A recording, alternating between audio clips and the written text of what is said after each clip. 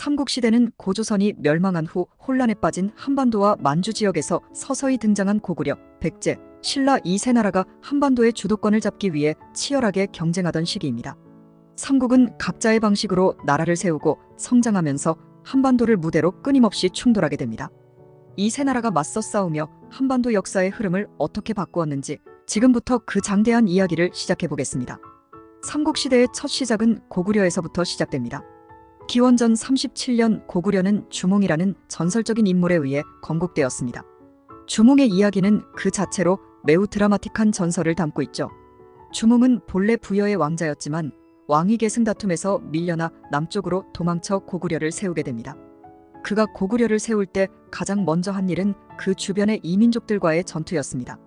주몽은 활솜씨가 뛰어난 것으로 알려져 있었고 그 이름 자체가 활을 잘 쏘는 사람을 의미했습니다. 그의 뛰어난 전투 능력 덕분에 고구려는 초기부터 강력한 군사국가로 자리 잡았습니다. 하지만 고구려는 북방 민족들과 끊임없이 전쟁을 치러야 했습니다. 말갈과 거란, 부여와 같은 북방 민족들은 고구려의 영토를 위협했고 고구려는 이들 세력들과 전쟁을 통해 그 군사적 능력을 끊임없이 발전시켜 나갔습니다. 고구려는 단순히 전쟁만 잘한 것이 아니라 정치적 안정도 이루어졌습니다. 주몽이 세운 고구려는 중앙집권적인 국가체제를 만들어갔으며 왕권을 강화하기 위해 강력한 왕권을 바탕으로 한 통치체제를 확립했습니다. 이를 통해 고구려는 더욱 강력한 나라로 발전하게 되었고 주몽의 뒤를 이어 그의 후손들이 나라를 계속해서 다스리며 발전을 이어갔습니다. 고구려의 건국과 거의 비슷한 시기에 백제도 건국되었습니다. 백제는 주몽의 아들인 온조에 의해 건국되었는데 온조는 주몽의 출생지인 북쪽을 떠나 남쪽으로 내려와 한강 유역에서 새로운 나라를 세웠습니다. 백제는 처음부터 해상 무역에 강점을 가진 나라였습니다. 백제는 지리적 이점을 바탕으로 서해와 남해를 장악한 해상 세력으로 성장하게 되죠. 백제는 특히 중국과 일본과의 무역을 통해 경제적 번영을 이루었습니다. 백제는 무역을 통해 문화와 기술을 받아들이며 나라를 점점 더 풍요롭게 만들었습니다. 이때 백제는 불교를 적극적으로 수용하며 문화적으로도 매우 풍부한 나라로 성장하게 됩니다. 백제의 건국 초기에 있었던 무역과 외교적 성장은 후에 백제가 고구려와 신라를 견제하는 강력한 세력으로 자리 잡는 데 중요한 기반이 됩니다. 한편 신라는 백제나 고구려보다 상대적으로 늦게 등장했지만 그 성장 과정은 매우 흥미롭습니다. 신라는 기원전 57년 박혁거세에 의해 건국되었다고 전해지는데 그가 알에서 태어났다는 전설은 신라 건국의 신비로움을 더해줍니다. 신라는 건국 초기에는 백제나 고구려에 비해 작은 나라였으며 초창기에는 한반도 동남쪽의 변방에 자리 잡고 있었습니다. 초기 신라는 그 세력이 미약했지만 지혜로운 왕들의 통치 아래에서 서서히 성장하기 시작했습니다. 신라는 주변 세력들과의 끊임없는 전투를 통해 그 군사적 역량을 키워갔으며 특히 지리적 이점을 활용해 외부의 침략으로부터 나라를 지키는 데 성공했습니다. 신라는 고구려와 백제 사이에서 외교적으로도 유리한 위치를 차지하며 그 세력을 점차 확장시켜 나갔습니다. 고구려는 삼국 중 가장 먼저 강력한 세력으로 자리 잡게 됩니다. 그 중심에는 광개토대왕이라는 전설적인 왕이 있었습니다. 광개토대왕은 즉위 후 곧바로 대규모 정복전쟁을 시작했습니다. 그의 정복전쟁은 단순한 영토 확장을 넘어서 고구려를 동아시아의 강력한 세력으로 자리 잡게 만드는 데 결정적인 역할을 했습니다. 광개토대왕은 북쪽에서는 말갈과 부여를 제압하고 남쪽에서는 백제를 공격하여 한강 유역을 차지합니다. 당시 백제는 근초고왕 이후로 한강 유역을 차지하며 고구려와 맞서고 있었지만 광개토대왕의 정복전쟁에 속수무책으로 당하게 됩니다. 백제는 큰 피해를 입었고 한강 유역을 상실하면서 급격히 약해지게 됩니다. 광개토대왕의 군사적 업적은 고구려의 황금기를 이끌었고 그의 업적은 이후에도 고구려 역사에서 매우 중요한 역할을 하게 됩니다. 특히 광개토대왕의 군사적 능력은 그의 아들 장수왕에게 그대로 이어졌습니다. 장수왕은 아버지의 뒤를 이어 고구려의 영광을 이어갔으며 그의 남진 정책은 고구려를 한반도 남부로까지 확장시키는 계기가 되었습니다. 장수왕은 광개토대왕의 아들로 고구려의 영광을 이어받아 그 세력을 더욱 확장시킨 왕입니다. 장수왕의 가장 큰 업적은 수도를 국내성에서 평양으로 옮긴 것인데 이는 단순히 지리적인 이동을 넘어서 고구려의 남진 정책을 본격적으로 추진하는 계기가 되었습니다.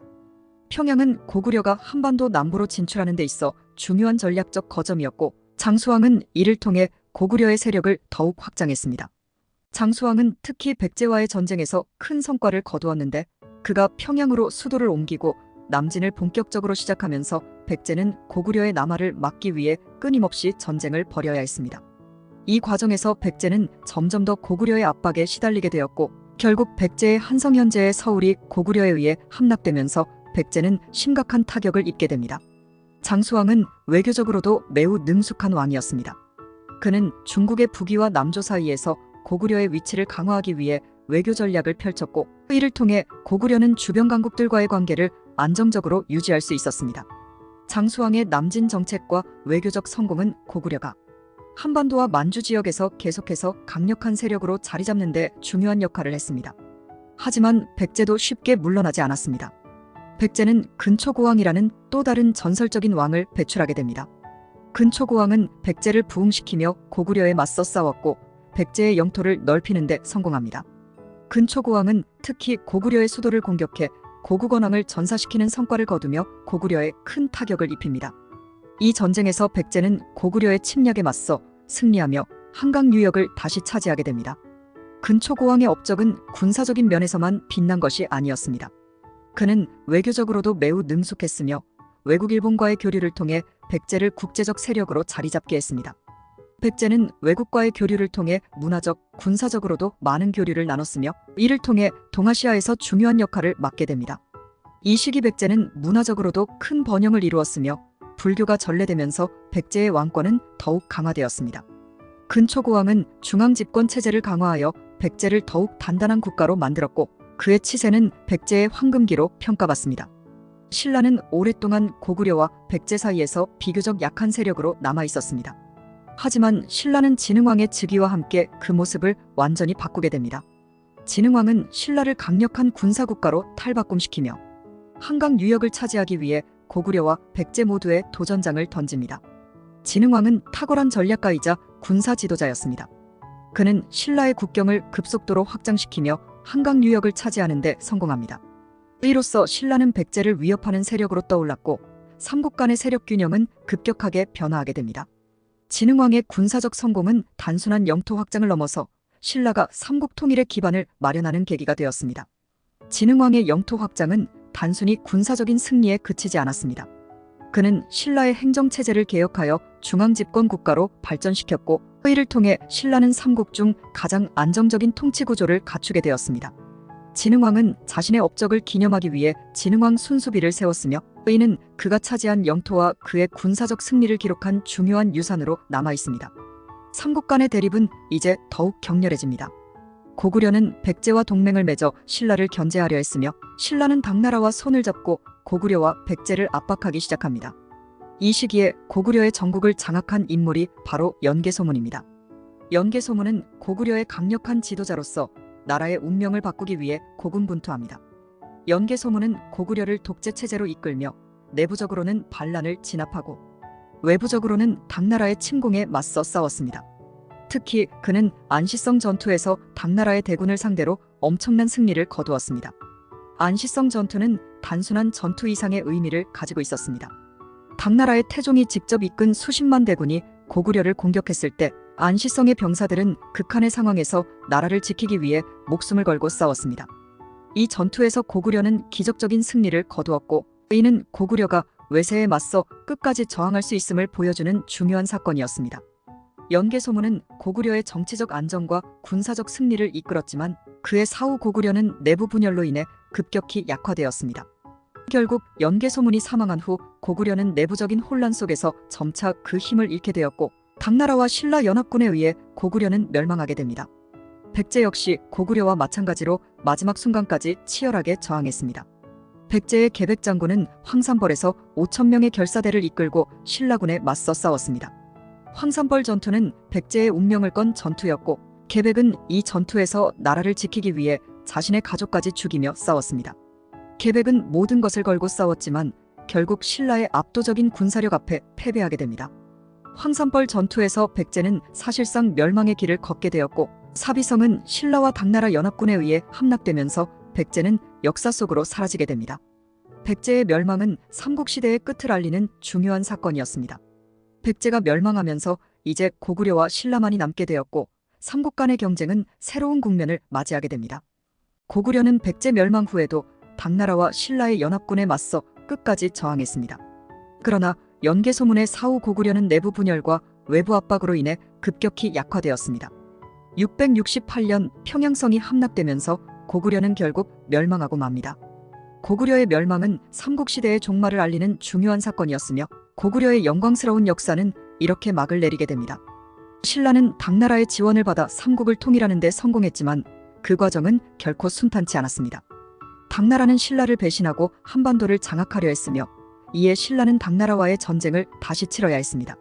신라는 당나라와의 전쟁에서 승리하고 결국 한반도에서 당나라의 세력을 몰아내는 데 성공합니다. 이로써 신라는 삼국을 통일하고 남북국 시대의 서막을 열게 됩니다. 삼국시대는 이렇게 끝이 났지만 그들이 남긴 유산은 이후 한반도 역사에 깊은 영향을 미치게 됩니다. 삼국 간의 치열한 전쟁과 외교는 한반도의 정치, 문화, 군사체제를 형성하는 데 중요한 역할을 했으며 그들의 이야기는 지금도 우리에게 많은 교훈을 주고 있습니다. 고구려, 백제, 신라, 이 세 나라의 영웅들이 남긴 전설적인 전투와 전략은 오늘날까지도 큰 감동을 줍니다. 이 삼국시대의 이야기는 단순한 과거의 사건이 아닙니다. 그 속에는 나라를 지키기 위한 불굴의 의지와 전쟁의 참혹함, 그리고 승리의 기쁨과 패배의 슬픔이 모두 담겨 있습니다. 삼국시대의 전설은 우리에게 끊임없이 도전하고 우리가 현재와 미래를 바라보는 데 중요한 교훈을 제공합니다. 오늘날 우리가 누리는 평화는 삼국시대의 수많은 영웅들이 피와 땀으로 이룬 결과입니다.